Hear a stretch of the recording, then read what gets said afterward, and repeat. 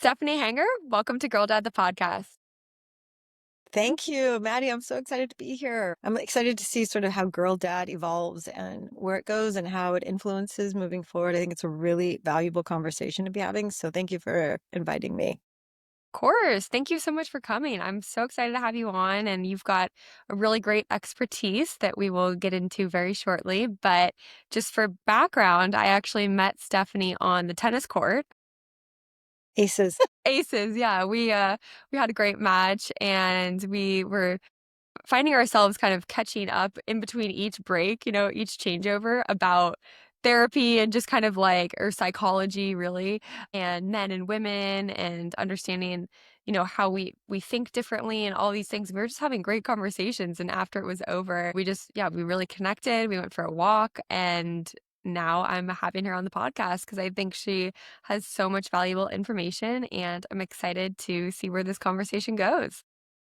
Well, and it seems to me, Maddie, the synergy of how people come together, like there's this way that when we're in the same frequency or thinking about the same things, looking at things in the same way, that we're attracted to people that are doing something similar. So it doesn't surprise me that somehow this evolved between us because there is overlap here. And what I specialize in is family therapy, but specifically couples therapy.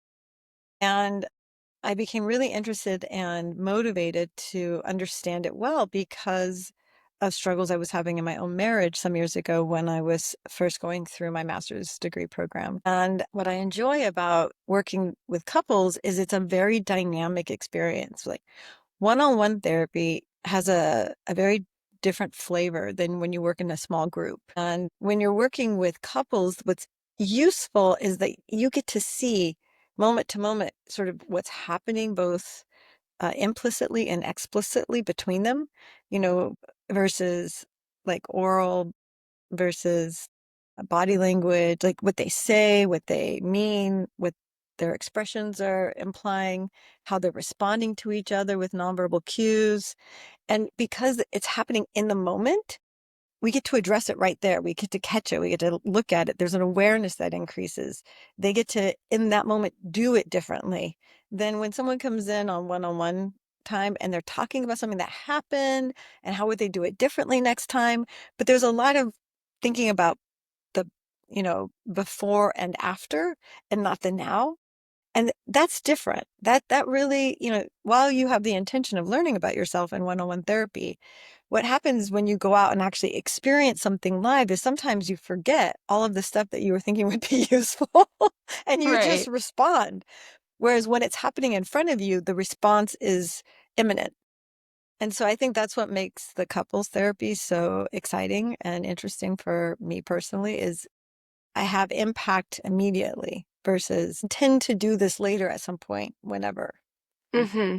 Does that make sense? Absolutely. Yeah. And I think there is a lot of value with both members of the couple being there at the same time, because if they're each doing individual therapy per se, they're bringing their stories and their reality to a one-on-one conversation with the therapist. But now that I'm hearing you speak, I'm realizing that there's so much more value in them being there together because oftentimes someone's experience and someone else's experience, their truth lies somewhere in the middle or the like answer lies somewhere in the middle. And if you're always just providing one perspective, then you're kind of missing the other side of it. And there's a lot of value of just being there together with you.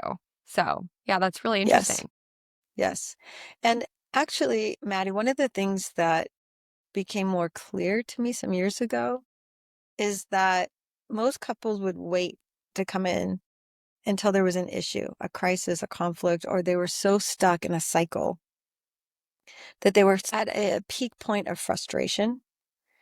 And while it's useful to go get support for something you can't figure out, by the time they would come to see me sometimes, that dynamic was so deep, the groove was so well like woven in that meeting with them like once or twice, people come in and they've developed a dynamic over many years. And then they come in and they're like, so can you fix this in like 2 or 3 meetings? Without them realizing that part of the challenge is they've developed a habit Mhm. And as you're probably aware, habits don't just suddenly shift unless there's a strong motivation to shift the habit because habits are comfortable. We default into Mhm. something that feels familiar.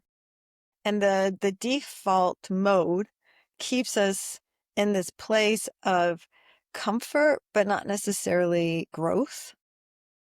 And so when couples come in and they only have like an hour or 90 minutes to sort of look at something going on between them, it can sometimes increase the frustration between them, if that makes sense. Because Mhm. there's this long standing cycle that they have been working hard to figure out like how to change it or shift it or break it or whatever. And by the time they come in, they're so like thirsty for something. They're so hungry for something to be different. They have like they're craving something Mhm. radically different that it doesn't always just happen in 90 minutes or like once a week because by the time they show up, they're usually sort of activated because they have to be somewhere together. And then, you know how it is, even getting to a doctor's appointment. You're like driving and then parking and then trying to get there and check in. And there's all this like energy. And Mhm. then you add your partner to it. And then by the time you sit down and you ask them what they want to address, they have different agendas right away. One Right. wants to address this, one wants to address that. How do we choose? That very cycle in some ways can really amplify the disconnection that most of them are reporting as the issue. Like they're feeling that they'll come in and say, what's the presenting issue? We need help communicating better. That's almost always the presenting issue. We need help with communication skills. And what I've interpreted that to mean is we feel disconnected. We Mhm. feel misunderstood. And we're looking for a way to feel seen again, to feel heard, to feel accepted for the way we are becoming. And so a few years ago, I started getting interested in doing these sort of intensive workshops where I would spend a day or two with just one couple at a time, collecting some data ahead of time about, their backgrounds, where they grew up, what they did, how they spent their time, what were their hobbies, what were some of the things that have happened in the course of their relationship. And then when we would get together in one space together for those 2 days, we would have the uninterrupted time to really settle in and look at things that were important to both of them without feeling like we only had like 10 minutes left. Mhm. And that seemed to make the biggest difference for couples who are coming in with a crisis was just having the time to feel like someone could sit and really be with them in the experience and show them some things that maybe they just couldn't have seen any other way, which is very different, Maddie, than premarital work or couples coming in that are more proactive Mhm. and they recognize that they have like a history, to your point, of watching their parents do something that they're like, I want to do it different than my family did it. I want something else. They are more aware, even coming into a couple relationship, that there's probably something that they couldn't have seen or their parents didn't know that it's worth investing in earlier. Mhm. And those couples have a very different trajectory overall because there's an open curiosity. They're not in a defensive place. They don't have a cycle that they've created that they feel like they're right about. And so it changes the experience in the couple's work. So couples who come in early often have a more enjoyable experience over time if you just see them periodically. Couples who come in crisis often have a better experience if they're willing to do an intensive workshop to really like catch up and get Mhm. clear on something and then move forward from there. Couples in crisis that try to go to see a therapist once or twice or three times, thinking like, okay, it's like getting a prescription for something. Those couples often continue to report high dissatisfaction because um, there's usually not enough time to really shift the dynamic or shift the habits. Mhm. Bringing that in here as a beginning, because I think that's one of the first questions people often ask is how successful is couples therapy? Like, what's the point? A lot of people are like, don't go to couples therapy. It'll make it worse. And to some extent, I agree. If you go in a crisis and then think you're going to go like 2 or 3 times, it's not going to make it better. It's going to highlight all the things that are uncomfortable without a solution. Right. So I'm sort of putting that out there at the beginning that if people are interested in couples therapy, whether or not it's useful, yes, it is, but it depends on what stage you're coming in and what it is you're looking to accomplish Hmm. and how much time you're willing to invest at and at what part of the cycle you're in. Yeah. So let me start with that and just that's how I'll open it. Yeah, no, that makes a lot of sense. I appreciate you sharing that. And I have two kind of thoughts here, more so honestly for the audience. The first is kind of the why behind why you're here today.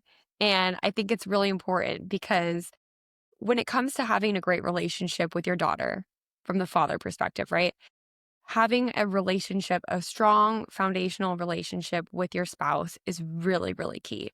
We talk about this in all kinds of other episodes about just from the perspective of the modeling of what your daughter should expect in her future partner, from the safety and security that she feels knowing that her parents are connected and they have a great relationship, to all kinds of other things that are learned subconsciously and consciously. And I know that you know all about that. But I think it's just so important what you're doing. And I think for the dads out here who are listening and wondering, okay, what does this have to do with my daughter? It has everything to do with your daughter. But this specific episode is really about how to set you up for success in your relationship with your wife. And then the second thing that I wanted to say is everything that you just said about the success of therapy and how people find better success when they plan ahead.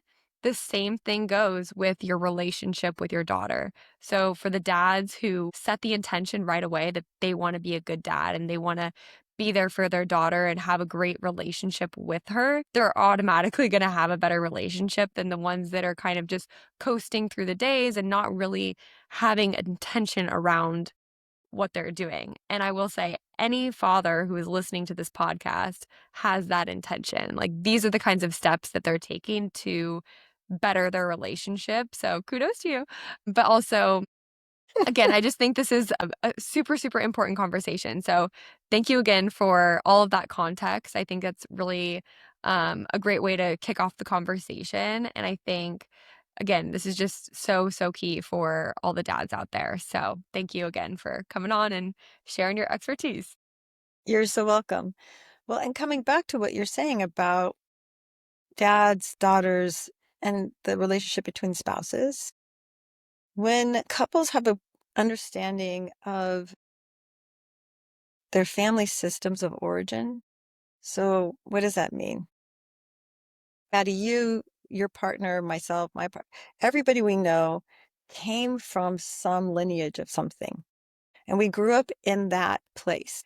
And there were a lot of both explicit and implicit rules that we learn to operate around in relationships, whether or not to openly talk about finances, whether or not to openly talk about emotions, whether or not to openly talk about what to do for vacation, who made the decisions around what, like whether that was explicit, like, your mom's always going to make a decision about this, and I'm always, sometimes that's just never explicitly stated, but it's always there. And we sort of implicitly learn, like, mom always gets to decide what we're going to do for this, and dad always gets to, even though no one's actually said it.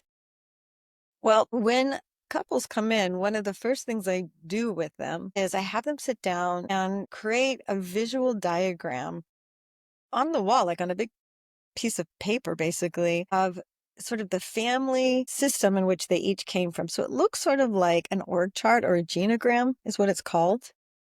And it's where we spend time highlighting the family systems and the rules and the values and the traditions and the expectations that each side had. Because when we meet someone, we're often attracted to them because something about them feels familiar or feels exciting or something. And there's usually something in that experience that will sort of key key back to recognizing something either that we liked about our system or we didn't like about our system, or we wanted in our system that we didn't get, or we got a lot in our system and we want more of, or something like that. And the reason it's useful to do this in a visual format is because when each partner can, one, really talk about their own history, they're often surprised at how much is passed down from generation to generation to generation. They're often surprised to realize that this thing that they do in their relationship, their dad did, or their grandmother did, or somebody, like, you can track it. And it can really be a source of relief. Like, oh my gosh, I do this thing, but it's not me. I mean, it's everybody. Of course I do this thing. Of course I learned to do this thing. And so it can really sort of take some pressure off the person who might have been struggling with, communicating a certain way and getting feedback that they were communicating this way. And they're like, I don't know what it is you're talking about. And then they realize, of course, that's what they learned. And then the same for the other side, right? So both people are starting to see more clearly these these patterns that show up, these habits, routines that they're bringing with them into this new shared system that they're trying to co-create, Hmm. and how sometimes the patterns can be complementary and sometimes they can be very disruptive. And it's very difficult for someone who's only seen this to understand this until Hmm. it becomes more visual. So not only does it relieve the person from the system, but it also makes the other partner start to see that the things about their partner that maybe are hard for them or difficult for them, they realize it's not the person, it's what the system supported. And Right. in that way, it can really depersonalize conflict between couples and help couples recognize more clearly that what their role is as parents and partners is to stay curious together around how things that are showing up aren't actually about them, but are about something else. Does that make sense? Yeah, absolutely. And for dads in particular, what's useful is a lot of men come from generations in which they've gotten these messages implicitly or explicitly on how to behave with women, whether it's from the system or from the culture or from the ecosystem or, whatever. If their family immigrated 2 generations ago, what got passed down? If their family didn't immigrate, what was that? What are these things? And one of the pieces that's also useful between mostly with parents is looking at power difference, who shows up with power and what places, and the Hmm. usefulness of that. And a lot of times it doesn't appear that men recognize an implicit power they have, not as just men, but biologically, they're designed physically to be more powerful, right? If you take Hmm. an average sized woman and an average sized man and you put them in a ring and tell them to go at it, even if the woman is extremely scrappy and creative and good at biting and all kinds of things like that, the odds of her really going toe to toe in a physical altercation with a man is not likely for her to be the victor. Does Right. that make sense? She's Definitely. not designed to do it that No. way, right? And it's this basic biological truth that exists that a lot of us sort of ignore, or we just sort of like don't consider. And we talk about things like, I have a couple right now, and the male partner is very sensitive to the way the female partner is responding to things. And she's very emotive. She has strong emotions and she's very expressive. And for him, he hasn't learned yet how to translate that. So he experiences it as an attack. And his instinct is to defend. Hmm. When we can, in the moment, when I can get him to come and like make contact and look at me, and I can say, right now, I'm going to ask you a very useful question. Are you in danger? Are you in danger right now? Look around. Just take a breath. Look around. Are you in danger? And in the past, he would say to me, yeah, I'm in emotional danger. And I would say, tell me what emotional danger is. He's like, that I'm going to, she's going to hurt my feelings. And so it's this, we start talking Mm. about, can feelings be hurt? Feelings are an experience.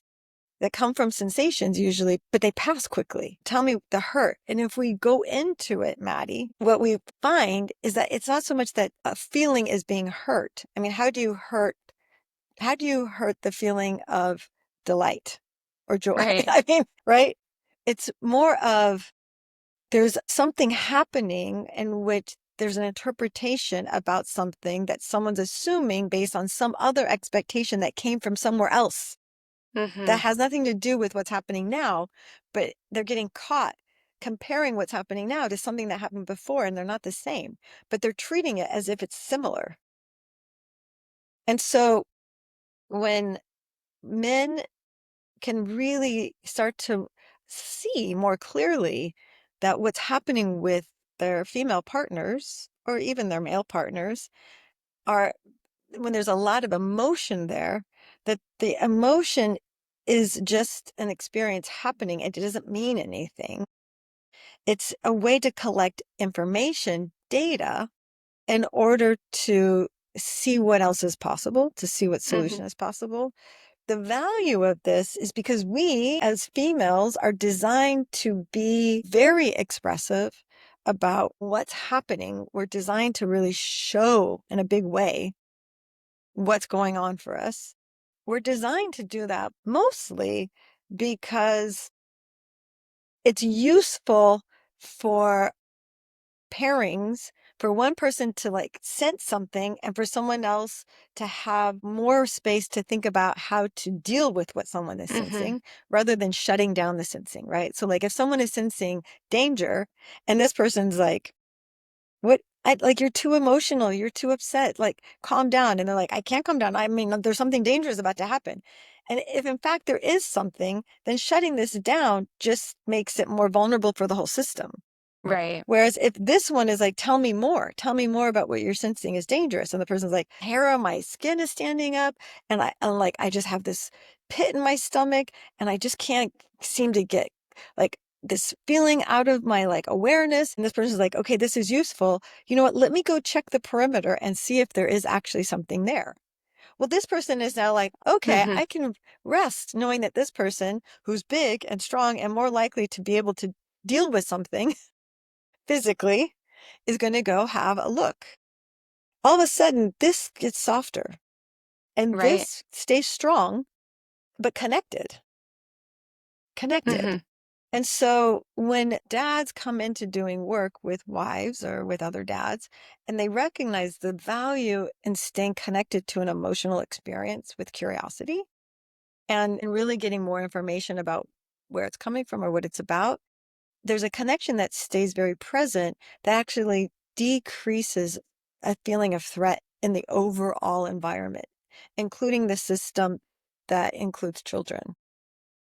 And children who are part of a system in which one person is encouraged to really bring their best qualities and like notice things and talk about things and bring attention to Mhm. things that are happening. And the other one's able to bring their best qualities of curiosity and understanding and securing the perimeter and reassuring. The system becomes stronger because they're complementing each other.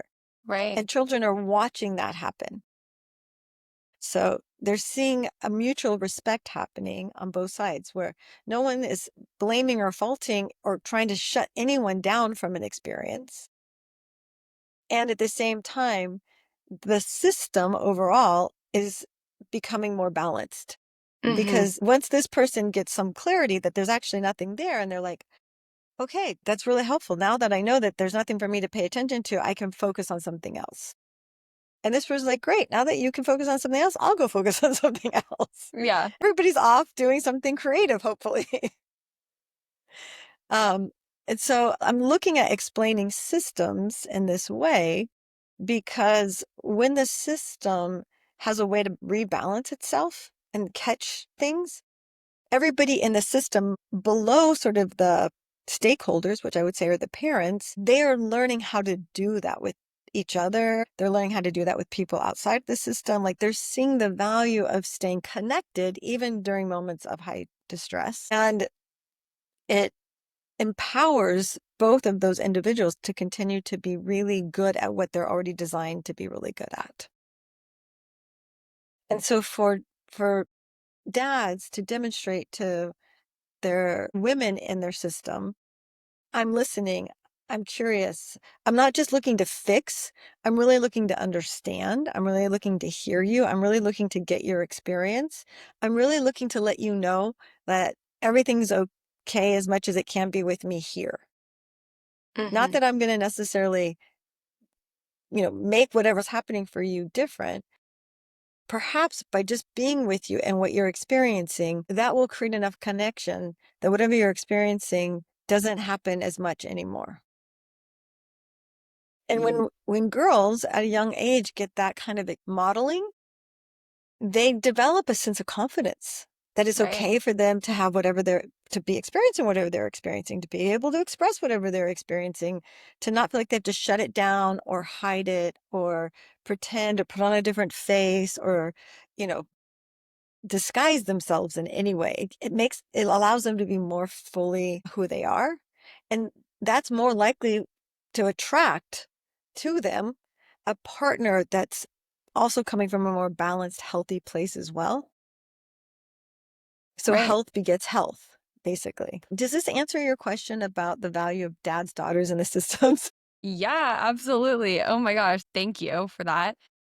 So, first and foremost, I love the description of systems and just the practice of kind of reflecting on your past history with your grandparents and everything and how your partner's past may be different, may complement each other. I think that's a really valuable exercise for anyone going into a relationship or who is in a relationship and has been for years, who wants to be really intentional about moving forward in their relationship and acknowledging things that, like you said, aren't necessarily anybody's fault. It's just kind of what you know and bringing awareness to those things. I think that's a great idea and something that dads, I'm sure, will find a lot of value in.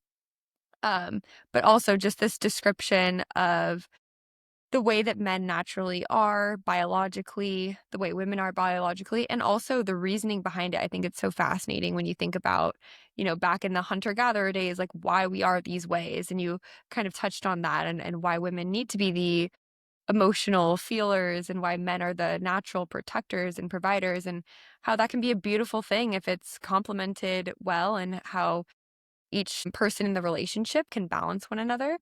But especially when it comes to that allowance of feelings for the women. I think one thing that I really try to do as a daughter, as a girl helping dads with their relationship with their daughters is help them understand women and help them understand daughters and how we think and what our natural states of being are. And emotions are a huge one because a lot of men just aren't taught this ever.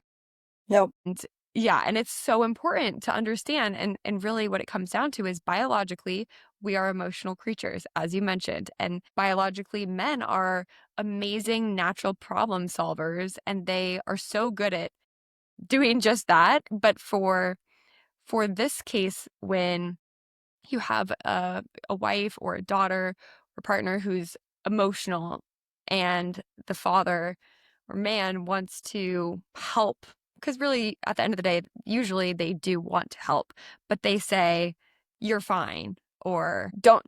I love how you're already laughing.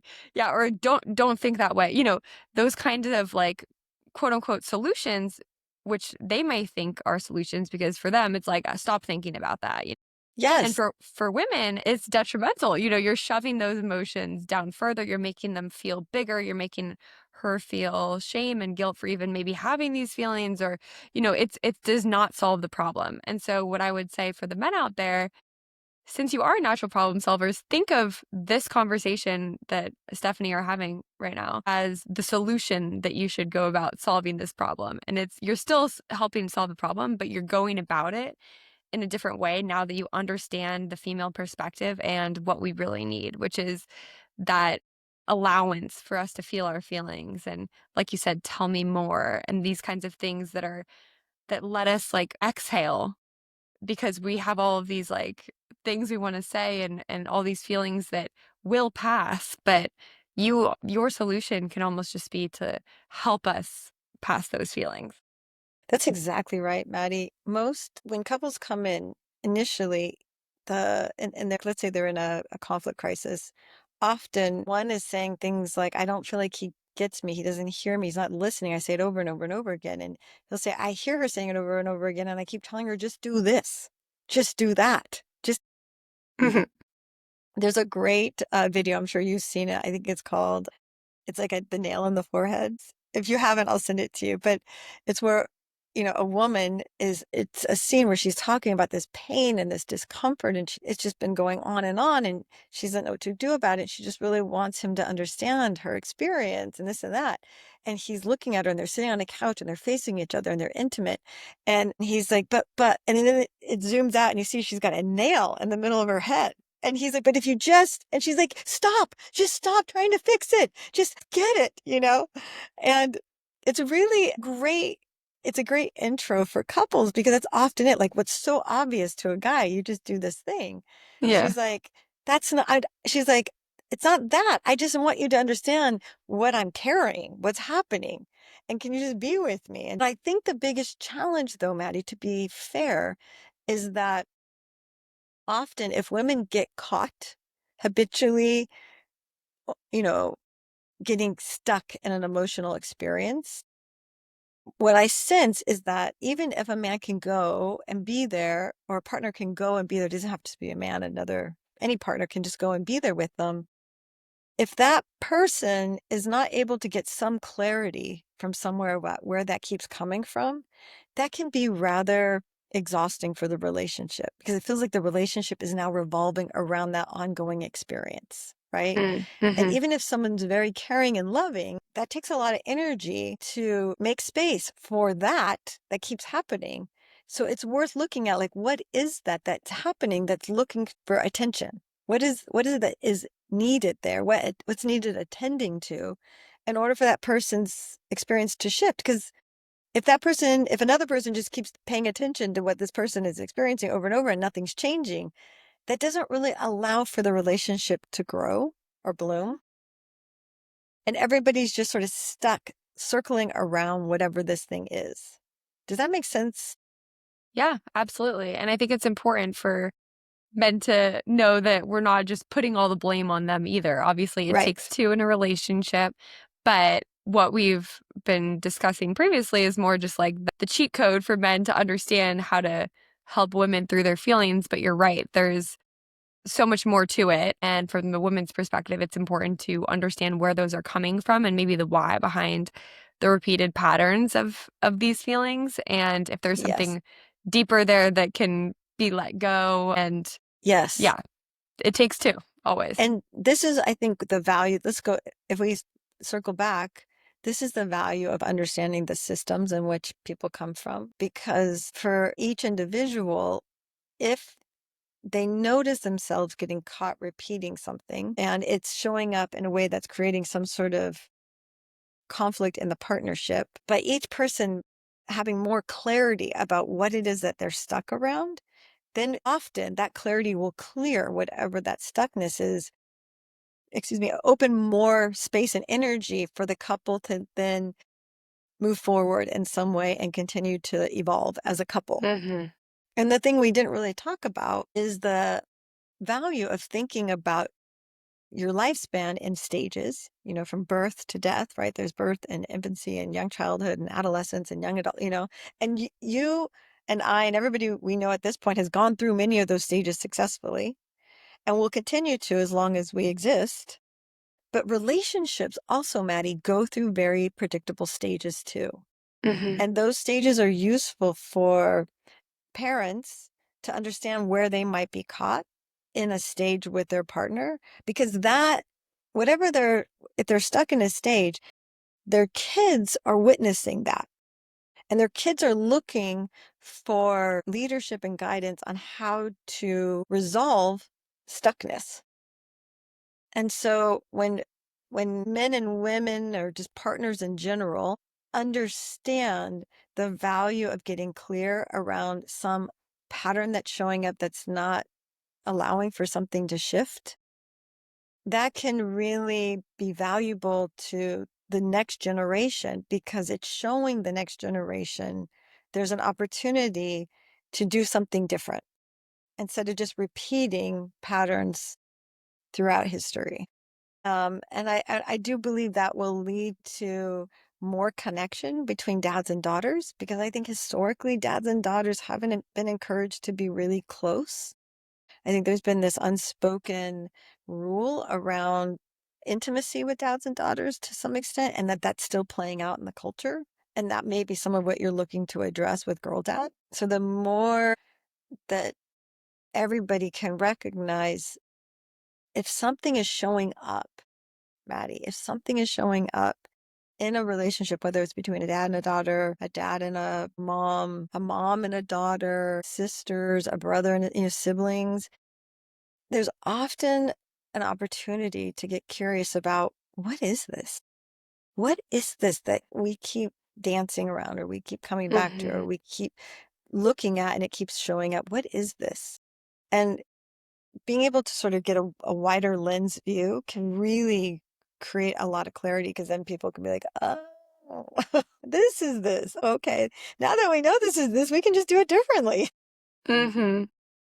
So that's my wish is for people to have more information and to be able to have conversations, Maddie, that focus on understanding what is happening for the partner. So if you and I were having some disagreement and I was really getting upset and you weren't getting really upset, but I was getting really upset, the way I'm looking at conflict resolution is the person who's responsible for understanding who's really getting upset. It's me. I'm the one responsible for trying to understand why I'm so upset because I'm the one Mhm. who's upset.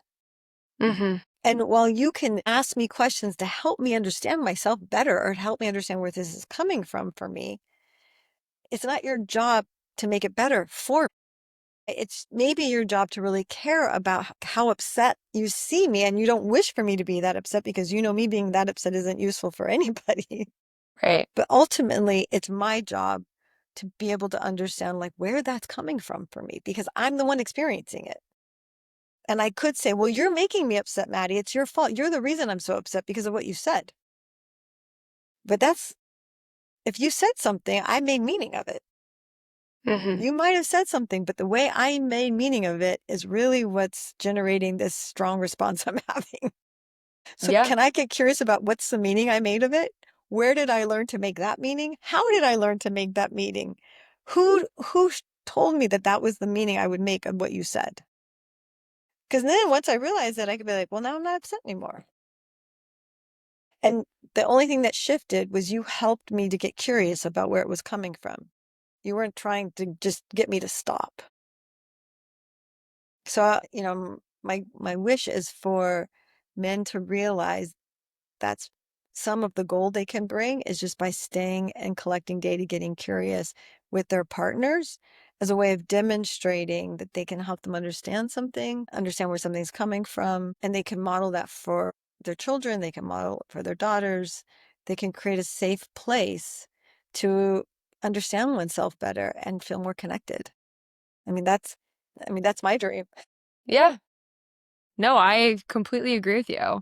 And I think a lot of what I'm hearing you say is that clarity is everything. Um, Another takeaway for me was that communication is key. You have to be communicative with your partner or with your children to understand conflicts and different perspectives. And then the last thing that I kind of took away from just that one tidbit was that extreme accountability is so important. You have to be accountable for yourself, for your own feelings, and for what you're bringing to the table in a relationship. And I think Absolutely. if both people are extremely accountable for themselves, it just makes for a more cohesive and I would say simpatico, but I know that's like not really a big simpatico relationship. But I think that those are really important. Clarity, communication, and accountability. Yes.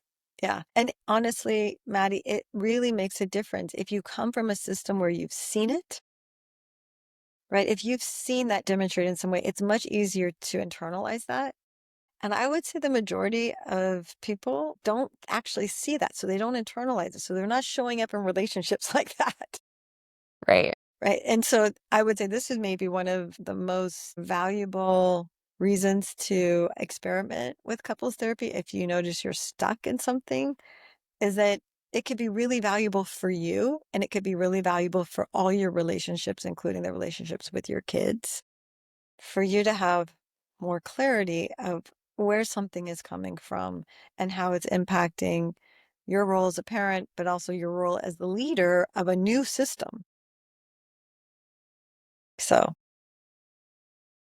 I realize we're probably close to time. Is there anything I can clarify or any stories that would be useful for me to share? Yeah. No, I think this was such an incredible conversation, but as we are coming up on time, I would love for you to just finish with your one piece of advice for the dads with daughters out there as licensed therapist and, just from your experience and knowledge on how the dads can best support and show up for their daughters.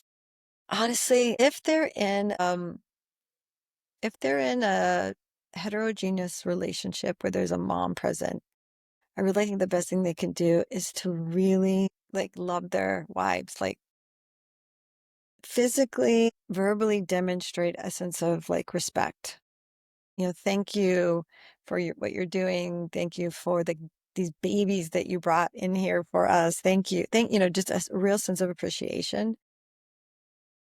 Because when appreciation is present, when a sense of respect is really present, and I mean, it goes both ways, but when men do it in particular, it really sets the tone for safety in a household and a system, and it creates a sense of value for everybody. And when everyone feels value, everyone benefits.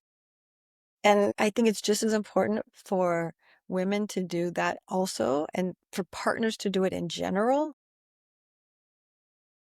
But right now, given what's happening culturally, this divide between the masculine and the feminine, my sense is it comes from a lack of feeling appreciated. And that's probably my key point is emphasize appreciation, emphasize respect. I love that. Thank you, Stephanie.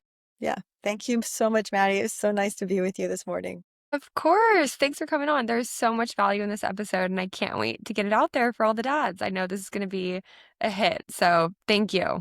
Yeah. Take good care. I'll talk to you soon hopefully I'll see you on the court soon. Yeah, I'll see you on the court soon.